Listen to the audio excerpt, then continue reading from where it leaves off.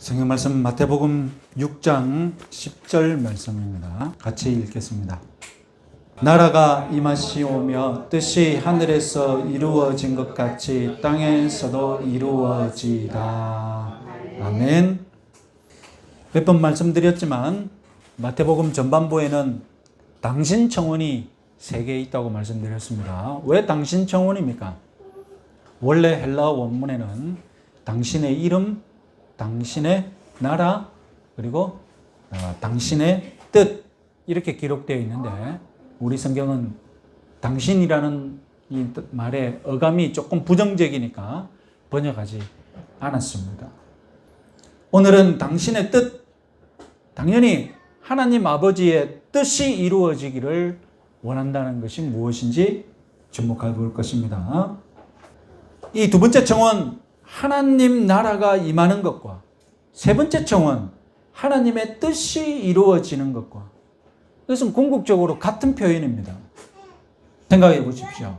하나님의 나라는 통치자 하나님의 통치권이 미치는 영역입니다. 이 어려운 표현을 쉽게 풀어서 표현하면 어떻게 되느냐? 하나님의 나라는 하나님의 뜻이 실현되는 곳입니다. 하나님의 뜻이 눈에 보이게 실현되면 하나님의 나라가 눈에 보이게 임재한 것입니다. 하나님의 통치권 그리고 하나님의 뜻 사실상 같은 표현입니다. 그러면 우리는 하나님의 뜻이 구체적으로 무엇인지, 왜 통치권이 아니라 뜻이라고 표현했는지 한번 생각해 봐야 되겠죠. 우리 기독교의 이 놀라운 점은 우리가 하나님의 뜻을 상당 부분 이미 알고 있다는 것입니다. 기독교를 계시 종교라고 부릅니다. 한자 계시는 10개자의 보일 시자입니다. 열어서 보여준다는 뜻이 계시입니다. 그래서 요한계시록도 마찬가지입니다. 열어서 보여준 것입니다. 우리가 섬기는 하나님은 계시의 하나님, 당신의 뜻을 닫지 않으시고 감추고 안 보여주는 것이 아니라 계시 열어서 보여주시는 하나님이십니다. 감추지 않고 보여주시기를 좋아하시는 분이십니다. 그래서 하나님의 뜻을 문자로 표현해서 당신 백성들이 언제든지 알 수 있도록 만들어 놓은 구약의 장치가 무엇입니까? 율법입니다. 그렇다면 예수님과 율법의 관계에 대해서 말씀드렸다시피 율법은 거룩하신 하나님의 뜻을 수천 년 전 고대 근동이라는 이 그릇 속에 담아서 표현한 것입니다. 오늘날 우리가 율법 속에 있는 하나님의 뜻을 발견하고자 할 때 수천 년 전에 그 고대 근동 문화라는 율법이 담겨 있는 그릇은 우리가 그대로 받아들일 필요가 없고 그릇 속에 있는 알맹이 하나님의 뜻만 받아들여서 해야 되겠죠. 예수님도 하나님의 뜻을 이루기 위해 이 땅에 오신 분이십니다. 예수님에게 하나님의 뜻은 무엇입니까? 십자가를 지는 것이었죠. 그런데 예수님께서 십자가를 지는 것 외에도 3년 동안 지상에서 산상설교와 같은 많은 설교를 베푸시고 가르쳤습니다. 왜? 무엇 때문에? 다름 아니라 구약에서 밝혀지지 않았던 하나님의 뜻을 이제 예수님이 직접 밝혀주시는 것입니다. 그런데 더 심각한 건 무엇입니까? 그 당시 유대인들이 하나님의 뜻을 오해하고 있었어요. 그 당시 바리새파에 앞장서면서 유대인들에게 율법을 가르쳤는데 다 잘못 가르치고 있어요. 그래서 예수님이 3년 동안 다 하신 것이 무엇입니까? 율법을 바로 가르치지 않습니까? 율법을 이렇게 적용해야 한다고. 여러분 산상설교가 그런 율법 가르침 모음집이지 않습니까? 율법을 그렇게 해석하면 안 된다. 내가 너희들에게 율법을 새롭게 가르쳐 주겠다. 새 계명을 너희들에게 내가 가르쳐 주겠다. 그렇게 예수님이 하나님의 뜻을 새롭게 밝혀놓은 것이 바로 산상설교입니다. 예수님은 산상설교에서 가르치신 하나님의 뜻대로 살아야 한다고 산상설교 결론부 마태복음 7장 21절에서 이렇게 단언하셨습니다. 같이 한번 읽어보겠습니다. 나더러 주여 주여 하는 자마다 천국에 들어갈 것이 아니요 다만 하늘에 계신 내 아버지의 뜻대로 행하는 자라야 들어가리라. 자, 예수님은 믿음으로 천국에 들어간다, 이것과 동일한 말씀을 우리들에게 하셨는데, 우리가 믿음으로 천국에 들어간다는 것과 동일한 말씀을 어떻게 표현하셨습니까?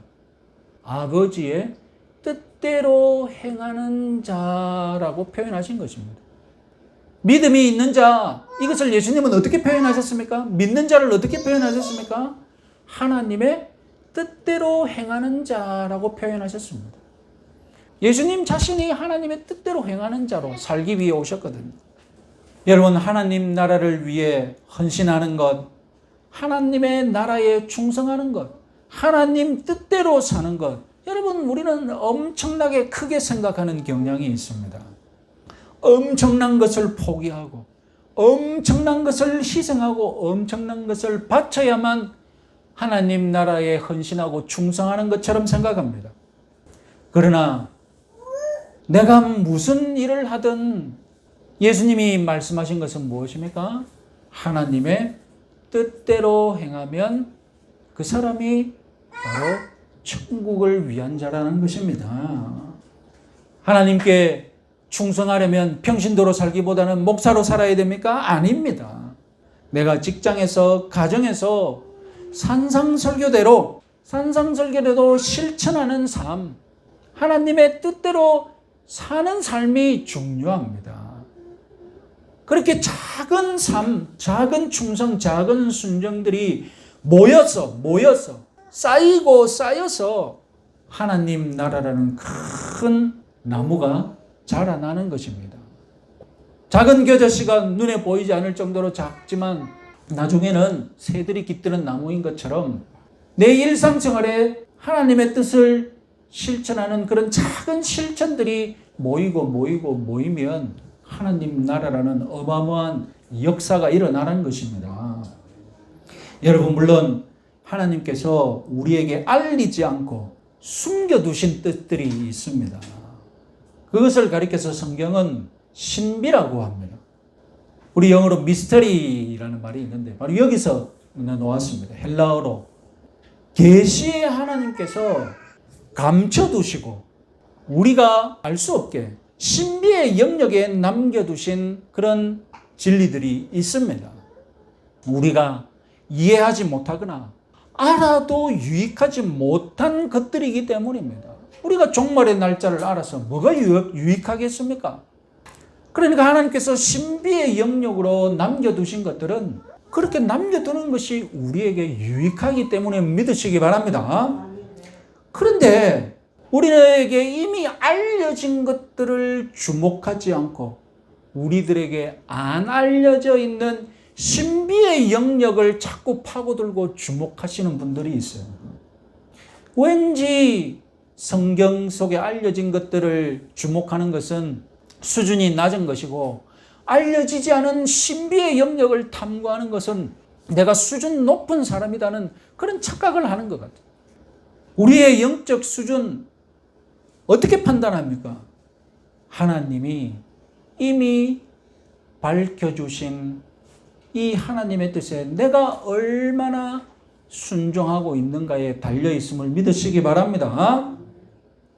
산상설교대로 이번 한 주간 잘 살았는지 안 살았는지 그거 보면 내 영적 수준이 드러나는 것입니다. 하나님의 신비를 파고든다고 알 수 없는 것을 한번 알아보겠다고 신비를 파고드는 것이 그게 영적 수준이 높은 게 아닙니다. 하나님의 신비를 파고드는 것이야말로 자기를 속이는 일이고 신성모독입니다. 왜요? 내가 알 수 없는데 알아보겠다고 덤비니까 자기한테 속고 자기가 스스로 수준이 높다고 착각에 빠져 있는 거예요. 하나님이 감추신 것을 어떻게 내 수준으로 알 수 있겠습니까?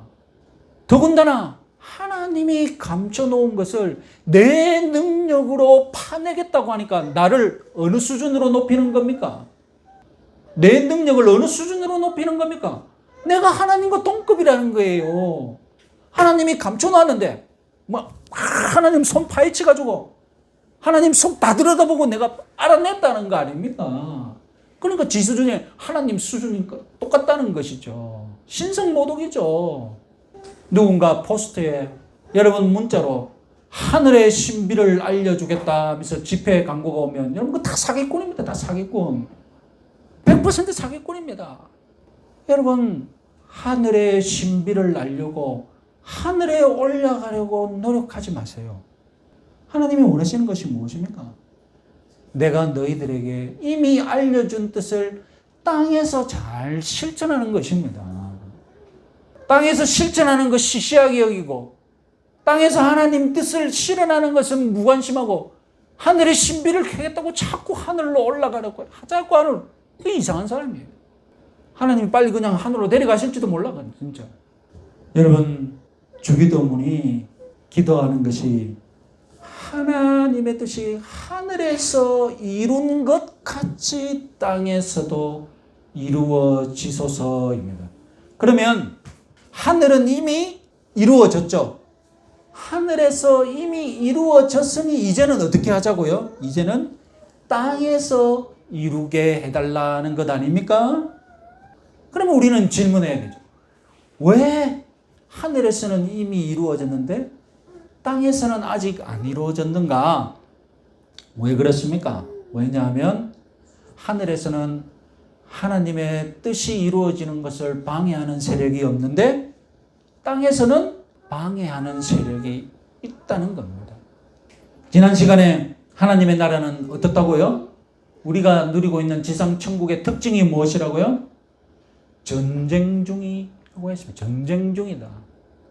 계시록에 의하면 큰 용, 마귀라고 하는 이 사탄이 하늘에서 쫓겨났고 땅에 내려와서 사탄의 추종자들을 만들었다고 합니다. 그래서 성경은 사탄을 가리켜서 세상의 임금이다, 다스린다, 왕노릇한다 이렇게 표현했습니다. 그래서 이 땅은 전쟁이 일어나고 있습니다. 영적 전쟁입니다. 하나님의 왕국과 사탄의 왕국, 이 두 왕국이 전쟁 중입니다. 이 땅에서 하나님의 뜻과 마귀의 뜻, 누구 뜻이 이루어질 것인가를 두고 전쟁하고 있다는 것입니다. 하나님의 뜻이 이루어지면 이 전쟁은 하나님이 이긴 것이고 마귀의 뜻이 이루어지면 마귀가 승리한 꼴이 되는 거죠. 이 땅에서 아무리 사람이 악해도 내가 마귀 뜻대로 사는 사람이다라고 생각하는 사람은 없죠? 내가 마귀 뜻대로 사는 사람이라고 자처하는 사람은 없습니다. 그런데 마귀는 어떻게 자기 뜻을 사람에게 이룰까요? 어떻게 자기 뜻을 사람을 통해서 이룰까요? 나는 마귀 뜻대로 나는 살고 있어 이렇게 생각하는 사람은 없는데 마귀는 우리 마음속에 네 마음대로 살아라, 네 뜻대로 살아라, 네 편한 대로 살아라, 동물처럼 살아라 이렇게 부추겨 놓으면 그냥 마귀 왕국이 되는 거예요. 그럼 네가 최고다, 네 자신만 사랑해라, 그리고 동물처럼 살아라, 마음껏 자유를 누리라 이렇게 자꾸 부추기만 넣어도 사람들은 동물처럼 살면서 마귀 왕국을 만들면서 살아가는 겁니다. 자신은 내 자신을 사랑하고 있어, 나는 자유를 누리고 있어 이렇게 자처하겠지만 전체적인 그림을 위에서 보면 마귀 왕국을 짓고 살아가는 거예요. 여러분 주기도문은 지금 전쟁 중인 지상 천국 백성들이 해야 할 기도입니다. 전쟁의 고통을 겪고 있는 이 지상 천국 백성들에게 주기도문은 승리할 방법을 알려주고 있습니다. 하나님의 뜻이 땅에서도 이루어지기를 내가 기도한다는 것, 이것은 다름 아니라 내가 사탄의 통치, 사탄의 뜻을 거부하고 하나님의 통치, 하나님의 뜻을 따라서 천국 백성답게 승리하는 삶을 살고 말겠다는 그런 의지의 표명이죠. 전쟁터에 나가는 군인이 충성 맹세하는 것과 똑같습니다. 전쟁터에 나가는 군인이, 어느 군인이 내가 지러 나간다고 그렇게 맹세하고 나갑니까? 이기고 말겠다. 나라를 지키고 말겠다. 그런 충성맹세로 출정하지 않습니까? 하나님, 오늘 내 삶의 전쟁터에서 내가 사탄의 뜻을 이루는 사탄의 도구가 되지 않게 해주십시오. 하나님, 내가 하나님의 뜻을 이루는 하나님의 백성이 되게 해주십시오.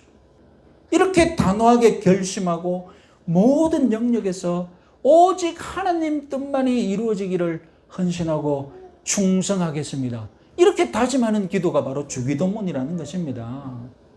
주기도문은 하나님의 뜻이라는 단어를 사용했습니다. 하나님의 뜻은 우리들에게 영원한 관심 대상이죠. 우리는 하나님의 뜻에 관해 수천 년간 의문을 가져왔습니다. 무엇입니까? 하나님의 뜻과 우리 사람의 뜻, 내 뜻과 어떻게 조화를 이룰 것인가? 이것은 조금 어려운 말로 표현하면 하나님의 주권과 인간의 책임, 이 둘 사이의 관계에 관한 문제이기도 합니다.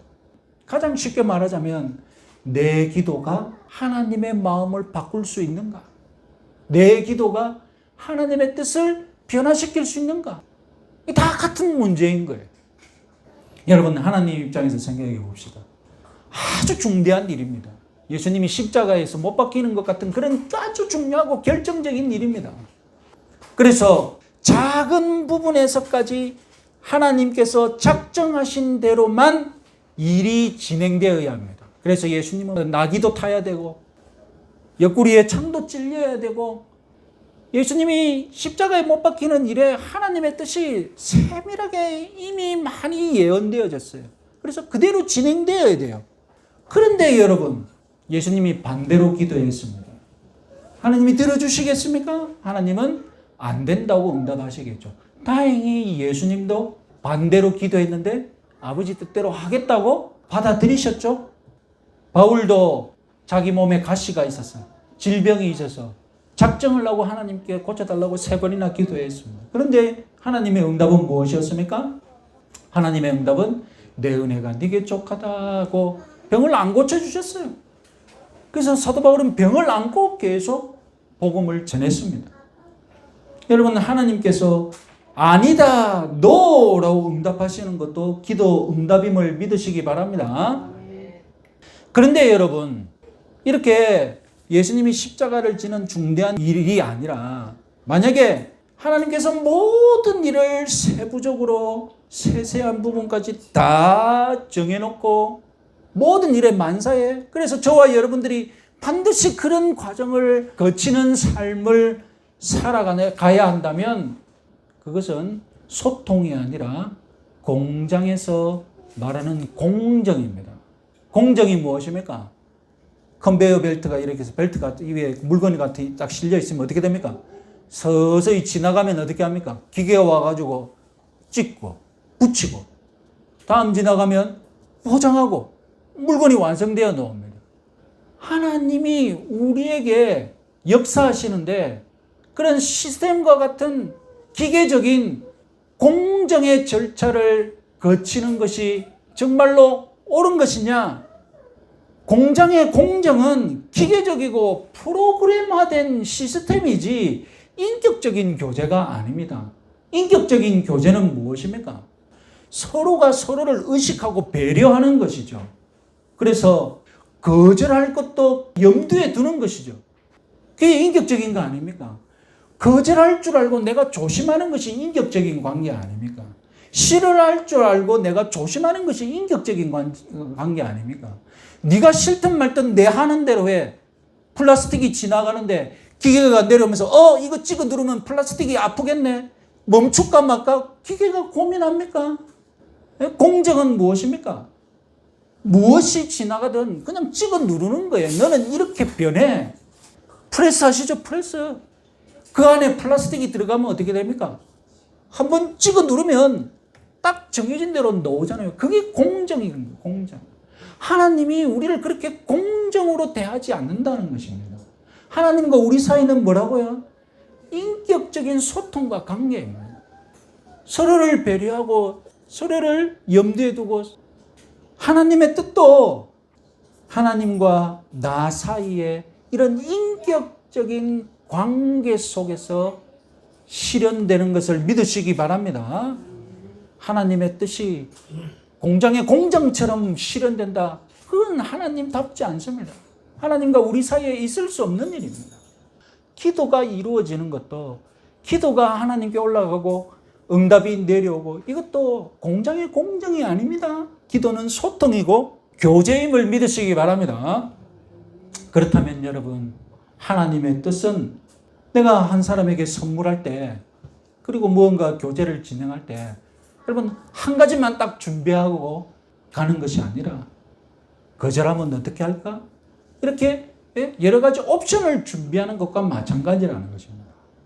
옵션이 하나뿐이어서 다른 문은 없는, 닫혀있는 하나님의 뜻도 있습니다. 그래서 하나님이 중요하게 여기시고 하나님도 공정처럼 일을 진행하실 때가 있어요. 그러나 여러분, 대부분 하나님의 뜻은 옵션이 여러 가지 있어서 여러 개의 문을 열 수 있는 그런 열려있는 뜻이다. 그것을 믿으시기 바랍니다. 하나님은 우리가 어떻게 반응하는가에 따라서 다양한 옵션의 문들을 열어두십니다. 내가 기도하지 않고 내가 불순종한다면 하나님은 다른 문을 우리에게 열어두실 것입니다. 내가 기도하고 순종한다면 하나님은 또 다른 문을 우리들에게 열어주실 것입니다.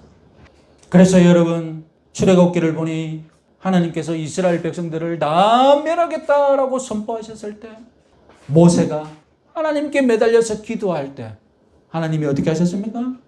모세의 기도를 받아들이시고 원래 이스라엘 백성들을 멸하시겠다는 문을 닫으셨어요. 이스라엘 왕 히스기야가 곧 죽을 것이라는 하나님의 메시지를 듣고 그가 눈물로 기도했습니다. 하나님이 어떻게 하셨습니까? 목숨을 15년 연장해 주셨어요. 여러분, 기도할 맛이 있지 않겠습니까? 이 문도 열어보고 저 문도 열어보고, 안 열어주면 한번 주겠다고 흔들어보고 이 방 저 방 기웃거려보고, 그래야 여러분 기도할 맛이 나지 않겠습니까? 만사에 하나님이 문을 다 닫아놓으셨다면 하나님이 왜 우리에게 쉬지 말고 기도하라고 권할 이유가 어디 있습니까? 내가 기도하든 안 하든 문은 하나뿐인데 이미 글로 가게 돼 있는데, 하나님께서 여러 가지 문을 열어두고 기다리고 계시니까 우리가 기도할 맛이 있는 겁니다. 기도하라고 우리에게 권해보는 겁니다. 기도로 이 문 저 문 열어보라는 거죠. 때로는 하나님이 이 문 저 문 다 열어볼 때까지 응답을 지연시키기까지 하십니다. 그래서 여러분, 최고의 응답은 무응답이다라는 기도의 명언이 있습니다. 왜 그렇습니까? 하나님이 응답을 안 주시니까 내 기도가 자꾸 길어지는 거예요. 이 문도 열어보고 저 문도 열어보고 온갖 문 다 열어보니까 기도를 엄청 많이 했으니까 최고의 응답이라는 거예요. 좌우지간 여러분, 우리가 순종하고 기도하면 동쪽 문도 열리고 서쪽 문도 열리는 것을 믿으시기 바랍니다. 하나님의 뜻은 열려있다. 믿으시기 바랍니다. 우리가 순종하고 기도하면 우리의 미래가 어떻게 변화될지 아무도 모르는 겁니다. 우리의 미래가 변화될 수 있음을 믿으시기 바랍니다. 하나님은 미래를 열어두신 분이시다고 믿으시기 바랍니다. 여러분, 기도의 문제뿐만 아니라 환난이나 고난의 문제도 마찬가지입니다. 우리가 누리는 이 지상 천국은 전쟁 중이기 때문에 환난과 고난 피할 수 없습니다. 그러면 하나님의 뜻은 무엇입니까?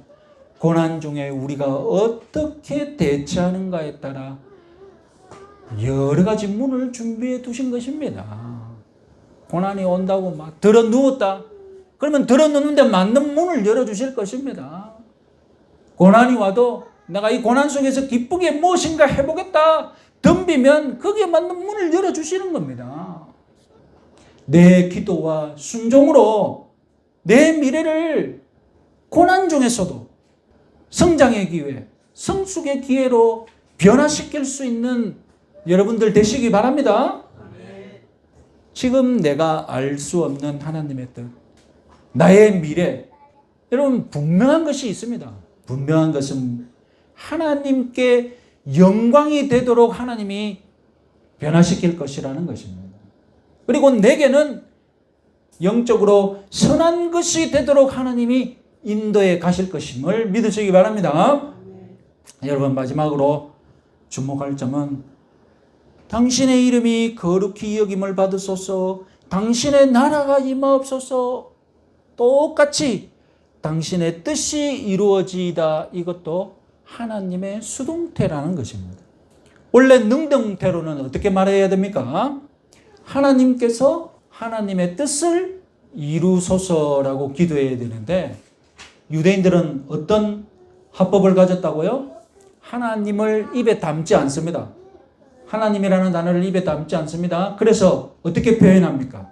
당신의 뜻이 이루어지소서, 하나님에 의해서 생략. 여러분 조금 전까지 우리는 우리가 하나님의 뜻에 순종해서 하나님의 뜻을 이루어 드려야 한다. 이 점에 대해서 생각했습니다. 그런데 정작 예수님은 정확하게 무엇을 말씀하셨습니까? 하나님이 하나님의 뜻을 이룬다. 우리가 하나님의 뜻을 이루는 것이 아니라, 우리가 하나님의 뜻을 이루겠다고 기도하는 것이 아니라 하나님께서 하나님의 뜻을 이루십시오라고 기도했다는 것입니다. 그럼 분명히 이 땅에서는 우리가 하나님의 뜻을 이루어 드려야 하나님의 나라가 드러납니다. 우리가 하나님의 도구니까요. 우리가 하나님의 군사니까요.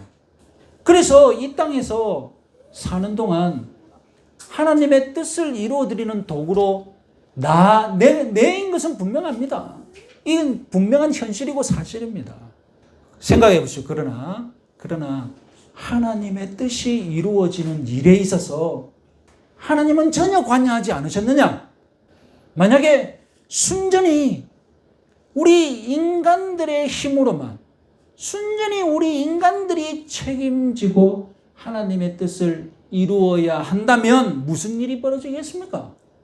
하나님의 뜻은 거의 이루어지지 않을 것입니다. 겉보기에 우리가 하나님의 뜻을 알고 우리의 힘으로 순종하는 것 같지만 실상은 그 속은 무슨 일이 벌어지고 있는 겁니까?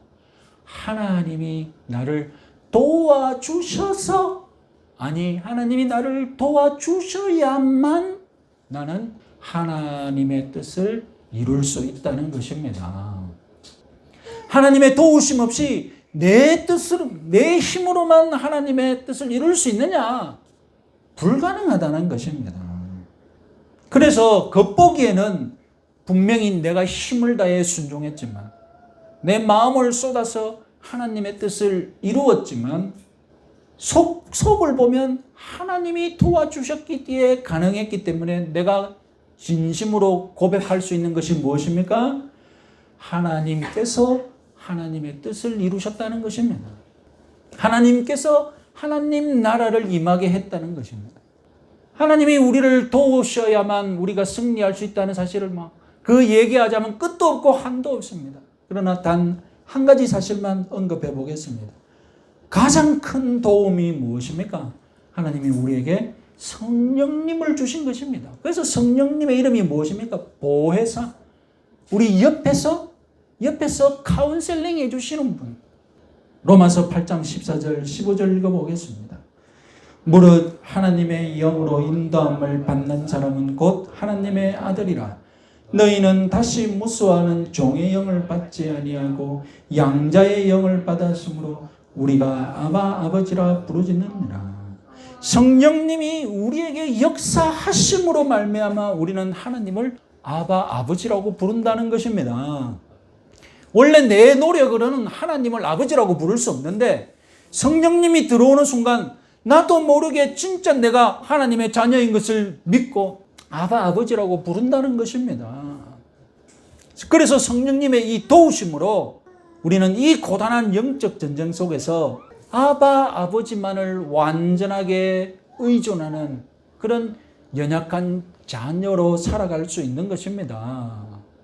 내가 기도할 수 없을 때조차도 내 속에 임재하신 성령께서 나를 기도해 주십니다. 로마서 8장 26절 말씀 같이 한번 읽어보겠습니다. 이와 같이 성령도 우리의 연약함을 도우시나니 우리는 마땅히 기도할 바를 알지 못하나 오직 성령이 말할 수 없는 식으로 우리를 위하여 친히 간구하시느니라. 여러분, 여기에 우리 신앙생활의 신비가 있습니다. 여러분, 우리 신앙생활의 신비가 뭔지 압니까? 내가 기도하지 않는데도 그렇게 그럭저럭 잘 살아가는 것 같아. 내가 잘못 기도해도, 내가 엉뚱한 거 기도해도 한 번씩 응답받는 것 같아.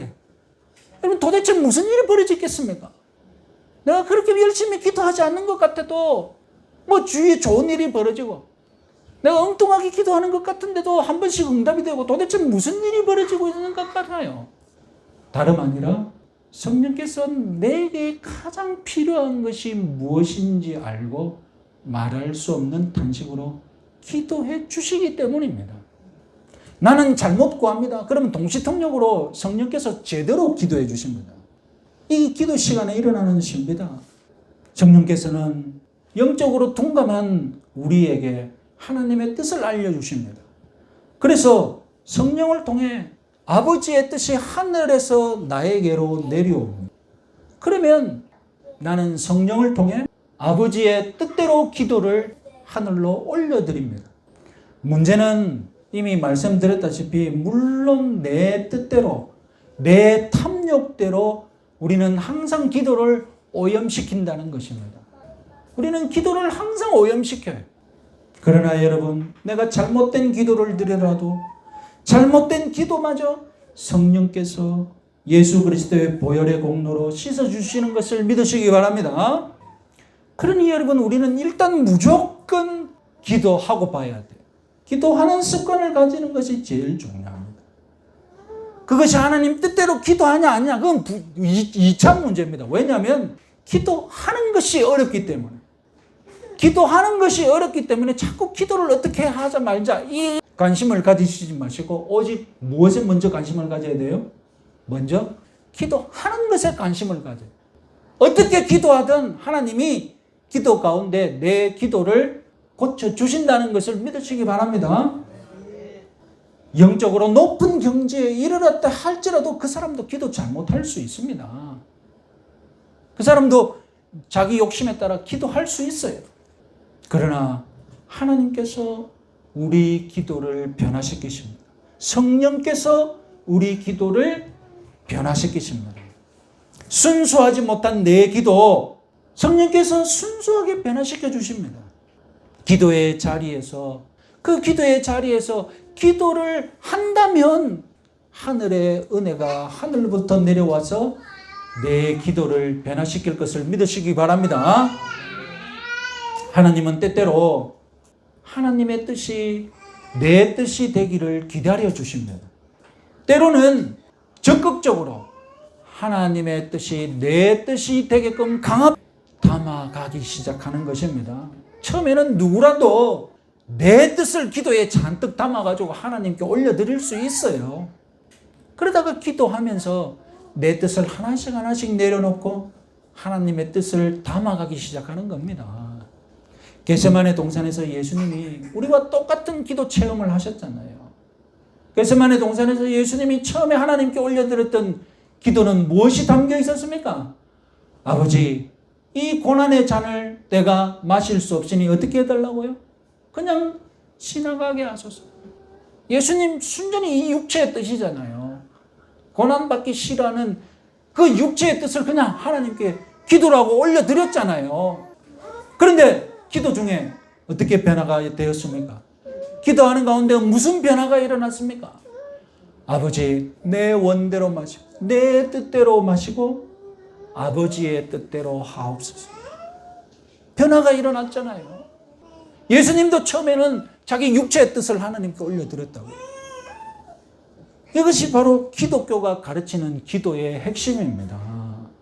다른 종교가 가르치는 기도라는 것이 무엇입니까? 다른 종교가 가르치는 기도는 내 뜻을 신에게 강요하는 거예요. 신을 협박하는 거예요. 무슨 양아치처럼 막 신에게 뭐 뜯어내는 게 기도예요. 그래서 그들이 강조하는 기도 방법이 무엇입니까? 지성이 감천이다. 지성이면 감천이다. 그런데 그때 그 지성은 무엇입니까? 그 지성은 그야말로 탑을 수천 번 돌고 절을 몇백 번 하고 엄청난 것을 바치고 심지어는 자기 몸을 학대하고 그런 식으로 지성을 들이면 감천한다는 겁니다. 그러나 여러분, 주기도문이 가르치는 우리 기독교의 기도는 무엇입니까? 주기도문이 가르치는 우리 기독교의 기도는 기도라는 것입니다. 그래서 나중에 하나님이 역사하시면 어떻게 됩니까? 나는 하나님의 뜻이 무엇인지 설득이 다 되었어. 이제 하나님의 뜻이 온전히 내 뜻이 되었어. 그래서 기쁘게 내 뜻을 다 내려놓고 하나님의 뜻만을 위해 기도하는 그런 하나님의 백성으로 내가 변화되는 것이죠. 여러분, 우리가 아버지라고 부르는 연약한 자녀입니다. 힘이 없고 가난하여서 아버지께 힘하는 가운데 또 다른 신비가 일어나는데 그것이 무엇입니까? 연약한 내가 주 안에서 강해지는 것입니다. 내게 능력 주시는 자 안에서 내가 모든 것을 할 수 있느니라. 바울의 고백처럼 능력 주시는 주 안에서 모든 것을 할 수 있는 나로 변화된다는 것입니다. 기도하기 전에 나는 연약하고 힘이 없고 아무것도 할 수 없어서 아버지께 부르짖으려고 놓았는데 기도하는 중에 내가 어떻게 변화된다고요? 내게 능력 주시는 자 안에서 모든 것을 할 수 있다. 능력자로 변화가 되는 거예요.